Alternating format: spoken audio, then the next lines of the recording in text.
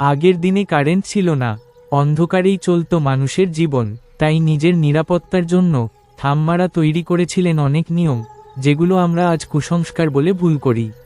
এই ভিডিওতে তুলে ধরছি সেই সব নিয়মের আসল কারণ, দেখে নাও, অবাক হয়ে যাবে।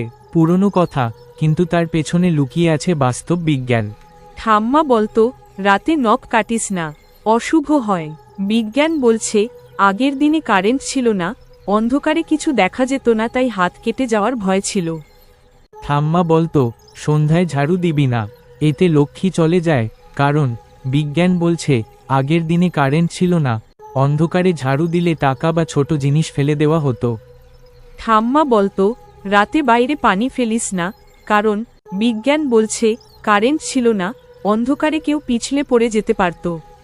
ঠাম্মা বলছে, উত্তর দিকে মাথা দিয়ে ঘুমাবি না, বিজ্ঞান বলছে, যুক্তি, পৃথিবীর ম্যাগনেটিক ফিল্ড উত্তর দক্ষিণ দিকে থাকে। কিছু গবেষণায় দেখা গেছে, এই অ্যালাইনমেন্ট ঘুমের মানে সামান্য প্রভাব ফেলতে পারে, যদিও প্রমাণ পুরোপুরি নিশ্চিত নয়। ঠাম্মারা বিজ্ঞান জানত না, কিন্তু অভিজ্ঞতা দিয়ে সত্যটা বুঝেছিল।